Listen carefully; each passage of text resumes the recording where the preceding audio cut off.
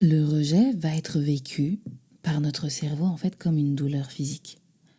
Donc le cerveau va activer, lorsque vous faites cette expérience-là, les mêmes zones, les mêmes régions qui sont impliquées dans la douleur physique, dans la perception de la douleur physique. Maintenant, imaginez si quotidiennement, que ce soit pendant l'enfance ou pendant la vie adulte même, vous vivez quotidiennement ou presque des expériences liées au rejet, où vous êtes rejeté par les autres, vous êtes rejeté par un tiers, vous êtes rejeté peut-être par l'un de vos parents, vous êtes rejeté par votre compagnon, vous êtes rejeté par des personnes que vous pensiez être vos amis, où vous entendez des phrases du type « Oh non, pas elle ». Tu vois, ça c'est indirect, mais ça pique encore plus parce que tu sais que la personne là, elle fait semblant quand t'es là, tu vois. Ou des phrases comme Oh non, va-t'en. Oh non, pas maintenant, écoute, on verra ça plus tard. Mais répétitive. Et là encore, c'est dit de manière assez directe, mais parfois ça peut être sournois. Ça peut être tellement vicieux qu'on ne s'en rend pas compte. Et là, parfois les dégâts sont encore plus majeurs parce que tu t'es pas rendu compte directement de ce qui se passait. Lorsque vous avez vécu des expériences comme ça, si votre corps, lui, l'a enregistré comme une douleur physique, maintenant vous le vivez de manière répétitive, le corps s'habitue à souffrir. Le corps s'habitue à souffrir non pas seulement de manière émotionnelle, de manière psychologique, mais physiquement aussi. Il s'habitue à une douleur et, pire encore, il ne lutte même plus contre elle. Un peu comme si vous étiez vous-même rejeté. Alors aujourd'hui, on va parler de la blessure provoquée par le rejet, la blessure du rejet, histoire de comprendre, de déconstruire et surtout de guérir lorsque vous ressentez intimement que ok, là je ressens quelque chose qui ne va pas, il faut que je passe outre, il y a quelque chose qui ne va pas, je ne peux plus vivre comme ça parce que tôt ou tard votre corps vous le rappellera. Alors sans plus attendre, démarrons. Bonjour à toutes et bienvenue dans ce nouvel épisode où l'on continue notre série sur les blessures émotionnelles. Et aujourd'hui, notamment, on va parler de la blessure causée par les expériences de rejet. Autrement dit, la blessure du rejet. Alors moi, c'est Chloé Laure. Toutes les infos dont vous avez besoin se retrouvent dans la description. Je ne vous garde pas plus longtemps dans cette intro. Et on démarre tout de suite. Ah si, j'oubliais, très important. Mesdames, si aujourd'hui vous faites face à un stress qui est quotidien, qui est chronique, mais que vous vous négligez, toutefois que vous ressentez qu'il y a quelque chose qui ne va pas, que vous sentez que même au niveau des schémas familiaux, il y a des éléments qui se répètent, des éléments qui sont source de blocage, je vous invite vivement à consulter dans la description le questionnaire d'évaluation, le bilan introspectif, pour évaluer, explorer un peu toutes ces sphères-là et comprendre l'impact que le stress, que l'héritage, certains héritages familiaux ont sur vous, sur votre vie aujourd'hui. Je vous laisse consulter ça en description. Et maintenant, réellement, on démarre.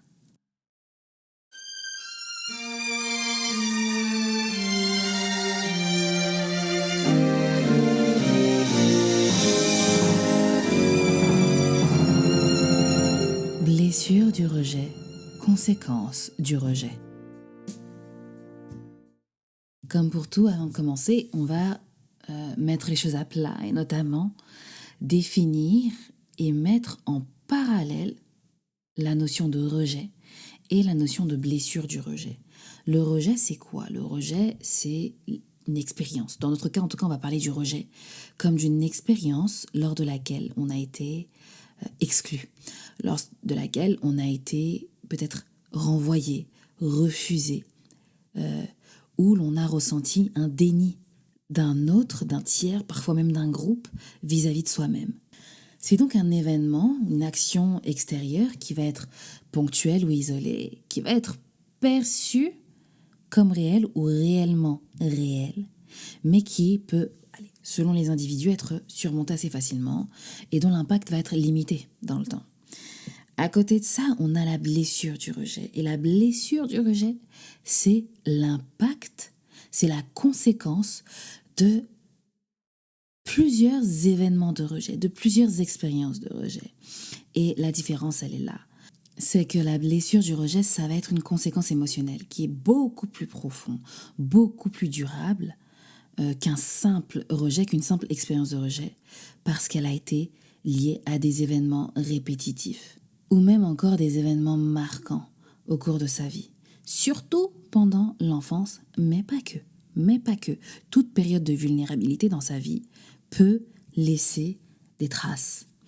Et c'est là que la blessure du rejet peut apparaître chez certaines personnes.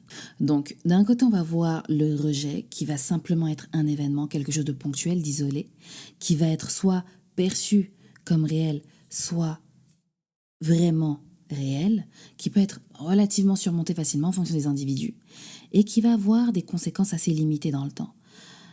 De l'autre côté, on a la marque d'un rejet répétitif, donc la blessure du rejet, qui va être du coup la conséquence émotionnelle, qui va être durable, qui va résulter d'expériences répétitives ou d'expériences marquantes, qui va, là, dépendre dans sa manifestation de la sensibilité de chacun, et qui va exiger, pour être guéri, une prise de conscience, un vrai truc, tu vois, quelque chose de réel, un travail intérieur, mais qui va aussi, au quotidien dans sa vie, de manière consciente ou non, influencer les choix, influencer les relations, influencer surtout la perception de soi sur le long terme.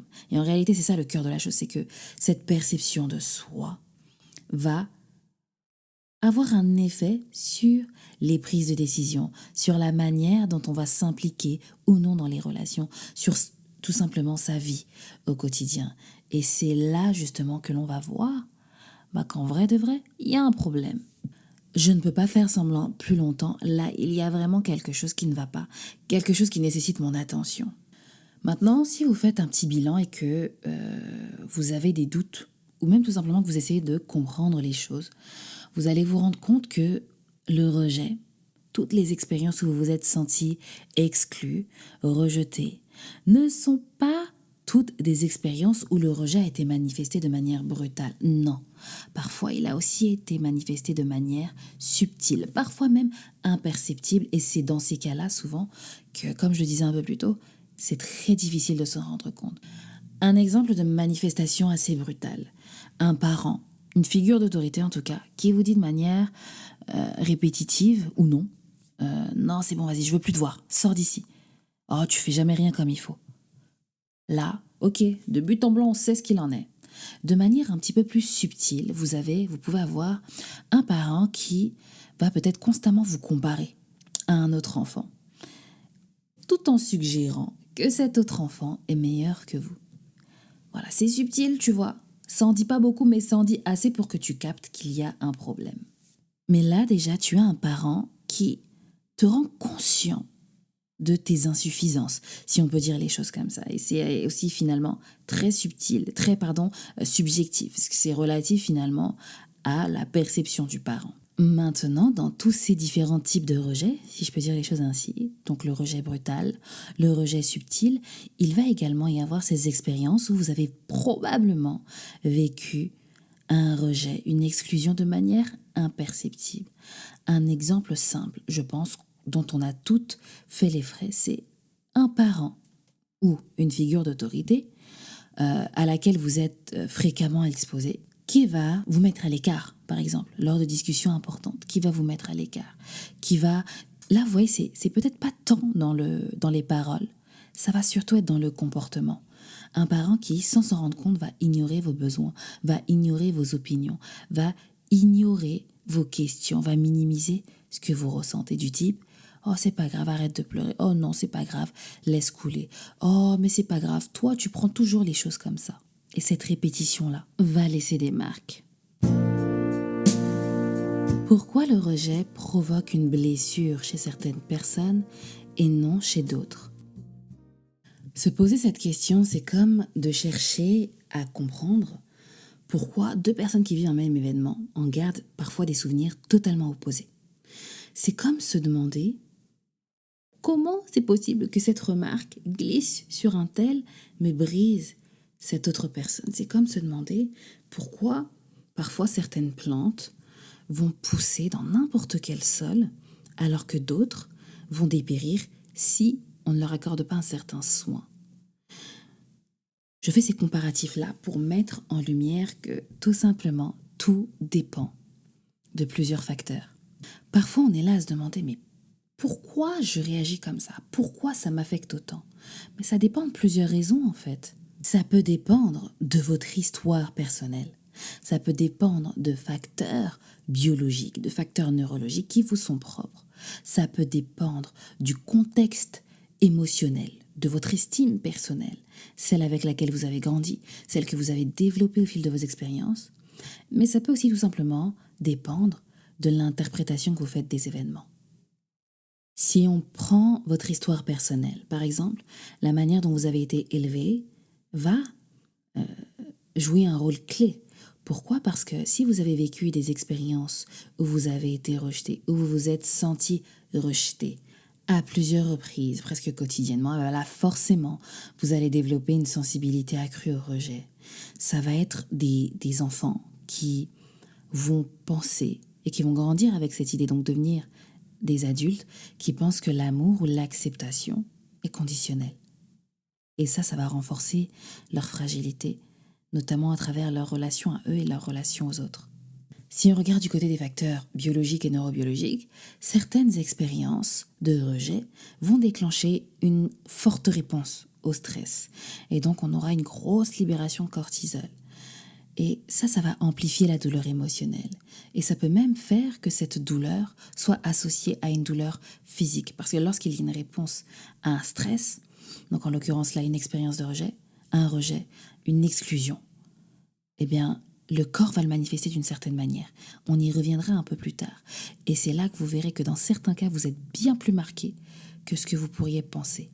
Et maintenant, si on regarde du côté émotionnel, du côté de votre estime personnelle, encore une fois, on ne réagira pas toutes de la même manière. Une personne qui a une bonne estime personnelle, une personne qui a une identité solide, ok, elle n'a pas été choisie pour un projet, ok, on lui a dit qu'on ne voulait pas d'elle ici, ça ne lui fera peut-être ni chaud ni froid. Elle va juste percevoir ce rejet comme, ok, c'est juste quelque chose qui vient d'arriver. C'est une circonstance extérieure. Et elle ne va pas pour autant remettre en question sa valeur. Là où tu te retrouves à remettre en question ta valeur, ton existence parfois, c'est là que tu vois que, ok, l'événement qui vient de se passer m'a atteint beaucoup plus que ce que je ne pensais, m'a atteint un petit peu trop pour que je laisse ça couler sans rien faire. Origine de la blessure du rejet. J'ai commencé à l'évoquer un peu plus tôt, la blessure du rejet. Donc le moment où le rejet vécu de manière répétitive va s'installer et causer un tort émotionnel qui va perdurer dans le temps. Va résulter en réalité de toute votre vie, mais principalement dans l'enfance, lorsque vous avez peut-être fait les frais d'une parentalité inadéquate. C'est-à-dire que, un exemple tout bête, je l'ai évoqué un peu plus tôt, un parent qui vous compare, qui vous critique, un parent qui d'une certaine manière rejette votre personnalité, rejette votre identité, rejette vos besoins. On a donc également ces événements qui peuvent arriver aussi dans le contexte scolaire, hein, typiquement à l'école où il y a des activités, des projets avec les camarades, mais vous êtes soit la dernière à être choisie, soit celle qui est choisie par dépit, soit celle qui n'est, voilà, dans les cas les plus extrêmes, pas choisie du tout et qui peut-être s'est retrouvée souvent à faire le projet avec la maîtresse. Et il y a aussi les événements familiaux, les changements familiaux qui peuvent marquer cette blessure, comme un divorce et les conséquences qui s'en suivent, avec peut-être des déménagements répétitifs, avec des allers-retours chez papa et maman, et des disputes éventuellement qu'on peut entendre derrière la porte. Donc ça, c'est pour ce qui va résulter de l'enfance. Maintenant, pas que, parce que on n'est pas vulnérable uniquement lorsque l'on est enfant. On est aussi vulnérable dans sa vie adulte. Plusieurs moments de sa vie vont nous voir assez fragilisés. Et là aussi, si on n'a pas vécu de rejet pendant l'enfance, si en tout cas on les a surmontés assez facilement, ou si voilà, c'était là dans un petit coin, mais que on arrivait quand même à survivre, mais que là, arrivé à l'âge adulte, on vit certaines expériences assez douloureuses, eh bien, dans ces cas-là, on peut se retrouver avec une blessure du rejet qui vraiment s'installe, peut-être à cause de relations amoureuses, des échecs ou des ruptures amoureuses fréquentes, ça vient raviver certaines blessures de l'enfance et ça peut donc faire naître cette blessure du rejet. Dans le monde professionnel aussi, on peut ressentir ce rejet. Par exemple, lorsque l'on est ignoré lors de certaines réunions. Si en tout cas ça vous est déjà arrivé, on vous a ignoré, on a ignoré vos conseils, on a ignoré vos remarques, on ne vous a peut-être aussi pas sollicité pour un projet professionnel. Vous n'avez pas reçu la promotion que vous espériez recevoir après notamment avoir fait beaucoup d'efforts, ou en tout cas après avoir témoigné d'une certaine loyauté, d'une certaine justesse comportementale, si je peux dire les choses ainsi. Vous avez peut-être aussi reçu des critiques dans le travail, ça arrive, ou fait les frais d'une hypocrisie entre vos collègues, enfin dans les relations que vous avez avec vos collègues. Ce sont des expériences également qui peuvent raviver certains souvenirs liés au rejet ou en faire naître de nouveaux. Et si, encore une fois, répétitif, eh bien causer cette blessure du rejet. Mais il y a également des événements de vie majeurs, le décès d'un proche, le décès d'un être qui vous était cher, un licenciement, une maladie, la vôtre ou celle d'une personne qui vous est chère, qui peuvent marquer cette blessure du rejet. Et il y a un dernier facteur, un peu plus sournois, mais croyez-moi, très puissant, qui est la comparaison sociale. Et ça, aujourd'hui, on en fait les frais, qu'on le veuille ou non, avec l'essor depuis plusieurs années des réseaux sociaux, qu'on le veuille ou non. On est comparé et on se compare soi-même de manière inconsciente parfois. Pourquoi? Parce que voilà, on va voir qu'un tel, lui, il part en vacances 3 fois dans l'année quand même. Alors que moi, ça fait 4 ans que j'ai pas bougé. Ok, elle a fait une baby shower. Elle a fait un anniversaire de fou pour son enfant. Ok, son mari lui a offert ci. Pourquoi moi, le mien, il est là à côté, là, il est sur son téléphone. Pourquoi moi, le mien, il reste pendant 10 minutes aux toilettes? Et en fait, tu es là tout le temps à te comparer aux autres. Parfois même, c'est certaines personnes qui vont venir te comparer. Inconsciemment, en te posant des questions du type, ok, ah, mais t'es pas parti en vacances. La question des vacances, vraiment, je vous dis, c'est une affaire. Ah, mais t'es pas parti en vacances cette année? Ah ouais? Ah, mais nous, on est partis, tu sais, je sais pas si t'as vu les photos sur Insta. Ouais, ce genre de questions, ce genre de remarques qui, directement, vous mettent, vous, votre expérience, votre vécu, votre manière de prendre les choses, face à l'expérience, au vécu des autres, tout simplement. Et c'est, encore une fois, des expériences qui peuvent marquer le rejet et surtout le marquer à tel point qu'il soit perçu comme une blessure, à tel point que voilà, ces expériences-là, véritablement, hein, vous fassent mal en fait, c'est ça. Vous voulez reconnaître une personne qui souffre de blessures du rejet, vous compris? Alors voici quelques exemples de comportements typiques. La blessure du rejet, c'est une blessure qui est quand même particulièrement, je dirais, pernicieuse. C'est une blessure qui est assez perfide, surtout si elle s'est installée en vous de manière subtile. Pourquoi je dis ça? Parce que c'est une blessure en fait qui va littéralement toucher votre identité. Elle a un caractère qui est profondément identitaire. Elle a aussi un caractère qui est profondément, à mon sens, valoriel, lié à votre valeur. C'est une blessure qui ne va pas simplement toucher aux interactions sociales, aux relations ponctuelles, mais qui va s'ancrer dans ce sentiment que je ne suis pas désirée, je n'ai jamais été désirée. Ma présence n'est pas souhaitée, elle n'est jamais souhaitée. Je ne suis pas digne d'être aimée. À quoi ça sert que je vienne si de toute façon personne ne va me remarquer, si je suis invisible? Pourquoi est-ce que je devrais faire cette chose pour cette personne? Puisque de toute façon, ça ne servira à rien, elle ne le verra pas. Je ne suis pas intéressante. On ne me voit pas. Toutes ces choses, ce sont des remarques que vous pouvez vous dire si vous souffrez de cette blessure du rejet. Des remarques qui font que vous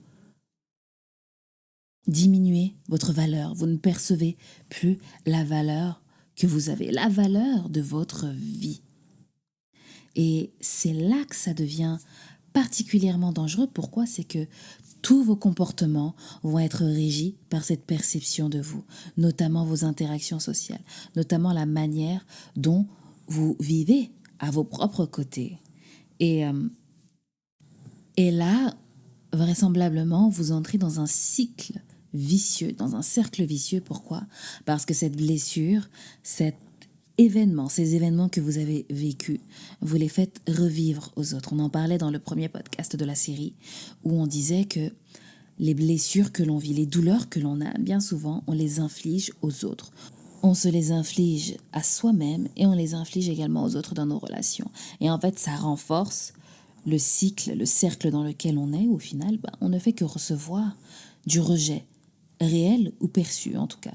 La réception, elle est aussi propre à ses propres sensations, à sa sensibilité personnelle. Donc typiquement, on va avoir des comportements comme l'évitement social, où vous allez éviter certaines situations par peur de ne pas être accepté ou par peur de subir un rejet. Et donc, vous allez d'avance vous retirer de certains groupes, vous retirer de certaines activités. On va également avoir des comportements peut-être un peu inverses, où vous allez cette fois-ci chercher la validation des autres. Et donc, vous allez avoir tendance justement à favoriser les interactions sociales pour obtenir par exemple des compliments, pour obtenir une certaine forme d'approbation. Et pour ça, tout comme pour les autres choses, il faut être assez courageux pour se dire les vérités, pour se dire qu'ok, là, tout ce que j'ai fait, c'était juste parce que je voulais obtenir quelque chose, c'était juste parce que je voulais être aimé. Et du coup, j'ai dit ceci, ou j'ai fait cela, ou j'ai parlé à un tel, juste pour avoir une chance d'obtenir quelque chose, un sentiment positif. On va également avoir dans certaines relations, notamment les relations intimes, que ce soit les relations amicales ou une relation de couple éventuelle, une peur de l'intimité qui va s'installer et qui va faire qu'en fait, vous allez tout simplement empêcher certaines relations de devenir trop intimes. Il va y avoir aussi ce que j'appelle, moi, le complexe de la tortue. C'est tout simplement un comportement de repli où, face à une situation que vous allez juger comme menaçante, une situation où, pour vous, la menace est de revivre la douleur du rejet, vous allez vous replier sur vous-même. Et donc, c'est un peu un comportement d'autodéfense, où vous allez, par exemple, limiter votre conversation, votre communication. Vous allez éviter d'aller dans certains détails. Vous allez éviter d'affronter certaines personnes. Vous allez éviter certaines discussions parce que vous ne voulez pas vivre un éventuel rejet. Il y a également la projection où vous allez faire preuve de cynisme, où avant même qu'une situation n'ait lieu, vous allez anticiper un rejet éventuel, tout simplement parce que vous projetez votre peur sur les autres. Et il y a également un comportement que je qualifierais de surcompensation, où vous allez tout simplement être excessive dans votre comportement. Pourquoi? Pour prouver votre valeur. Vouloir en faire trop, vouloir en dire trop, quitte à aller à l'encontre de vos principes. Tout simplement pourquoi? Pour vous sentir accepté. Et mis bout à bout, c'est vraiment cet ensemble, c'est vraiment un ensemble qui va faire que voilà, vous allez pouvoir vous dire que, ok, là, vraisemblablement, je souffre. Il y a quelque chose dans mon comportement qui n'est pas sain, que je dois changer. Et ça peut rester en sourdine pendant plusieurs années. Ça peut rester en sourdine pendant plusieurs années. Toutefois, si vous ne remarquez pas ces choses-là, ces comportements-là, au-delà du comportement, il y a aussi physiquement, j'ai une petite invitée avec moi, il y a aussi physiquement des marqueurs de cette blessure. Et pour aborder cela, on verra dans un prochain épisode typiquement à quoi ressemble une personne selon la blessure émotionnelle qu'elle transporte. On verra chaque personne a un phénotype, une apparence, des réflexes assez particuliers en fonction de la blessure émotionnelle qu'elle a, en fonction des événements qu'elle a vécus. Pourquoi? Parce que ça génère un certain comportement. Et ça, voilà, on se le réserve pour un prochain épisode. Comment débuter son processus de guérison? Alors, pour entamer son processus de guérison, on garde en tête déjà la chose suivante, c'est de savoir que tous les effets psychologiques, éventuellement spirituels et physiques, ont pris des années à s'installer. Donc, pour s'en débarrasser, ça ne se fera pas en un claquement de doigts. Il va falloir poser des actions concrètes et malgré les hauts et les bas du processus de guérison, il ne faudra pas baisser les bras. Donc pour commencer, une chose importante à faire, comme pour toute chose, c'est la prise de conscience. Prendre conscience de sa blessure et aussi l'accepter sans se juger. Ça va vous demander de l'humilité, ça va vous demander de la vulnérabilité vis-à-vis de vous-même, ça va vous demander aussi de l'honnêteté, de la franchise pour s'avouer les choses et parfois des choses pas très belles, en prenant aussi parfois la responsabilité de ses propres erreurs qui nous ont ramenés à revivre perpétuellement cette blessure. Ensuite, il va falloir trouver un exutoire émotionnel, un espace dans lequel vous allez pouvoir exprimer vos émotions et en sécurité. Donc, une fois que vous êtes placé dans une posture où, ok, je ne me jugerai pas, je vais assumer les choses, me dire les choses telles qu'elles sont. Il va falloir trouver cet endroit où vous allez pouvoir éventuellement le faire en face d'une autre personne et vous confronter à cela. Cette confrontation-là, elle est importante. Elle est importante parce qu'elle permet de verbaliser, de conceptualiser, de tout simplement assumer un petit peu plus les choses qui se sont passées.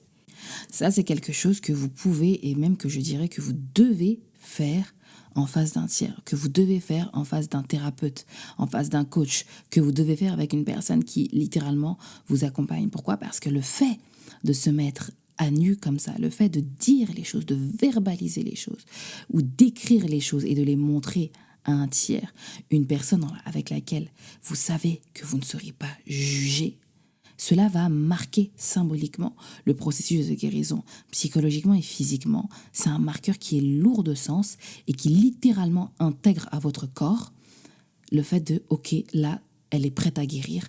On peut enclencher les processus de guérison physique, psychique, émotionnelle, spirituelle.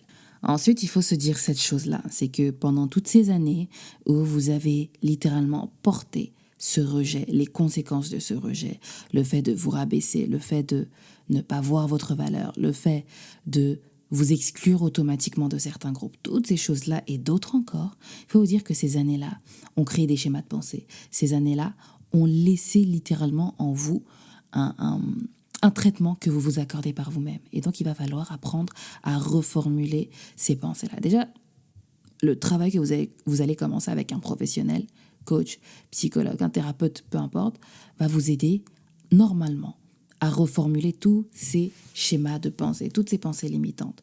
Pourquoi ? Parce que on garde en tête que les paroles ont du pouvoir. Les paroles qu'on l'on se dit à haute voix et également le discours intérieur que l'on a. Donc il va falloir reformuler toutes ces pensées-là encore dans ce processus de guérison très important pour apprendre tout simplement à s'accorder à nouveau de la valeur, pour apprendre à se traiter différemment. Très important. Et donc on comprend bien que ce chemin de guérison, là ce sont vraiment les grands axes. Après il faut aller au cas par cas parce qu'on n'a pas toute la même histoire. Mais voilà, ce chemin de guérison est parsemé d'actions que vous allez faire si vous êtes accompagné avec quelqu'un, d'actions que vous allez également faire seul. Parce que voilà, vous connaissez, vous savez parfois les choses qu'il faut ajouter ou les choses qu'il faut modifier pour vous guérir. Vous pouvez les soumettre à la personne avec laquelle vous travaillez. C'est important aussi d'avoir ce rapport de confiance l'un vis-à-vis de l'autre. Et il va falloir garder en tête également, et ça donc on l'approfondira dans le prochain podcast, dans l'un des prochains podcasts sur du coup l'impact physique, il va falloir garder en tête que, sachant que le corps, dans son intégrité physique, a été atteint, il va également falloir le guérir, le soulager. Et donc ça, on prendra des exemples un peu plus concrets dans le podcast qui sera réservé justement à l'impact physique des blessures émotionnelles. Donc voilà, on évite la complaisance et on est responsable de soi. Et d'ailleurs, si vous voulez justement marquer le point de départ de ce processus de guérison, rendez-vous dans la description pour votre questionnaire bilan. Allez, concluons notre podcast.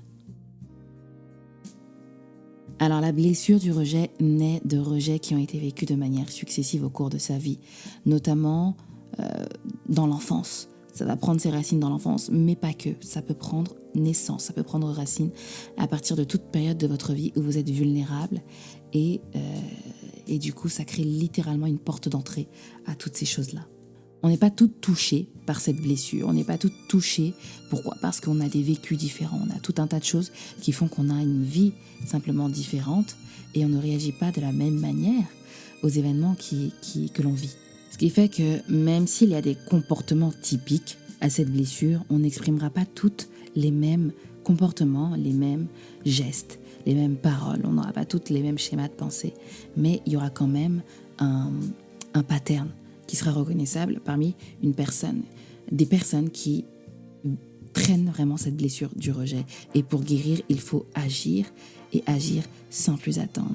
Je vous laisse avec la description pour le questionnaire, votre questionnaire. Faites-le, faites ce bilan, très important pour comprendre certaines choses. Et en attendant notre prochain podcast, abonnez-vous, DM sur Instagram si vous avez des questions, email également, vous avez toutes les coordonnées en description.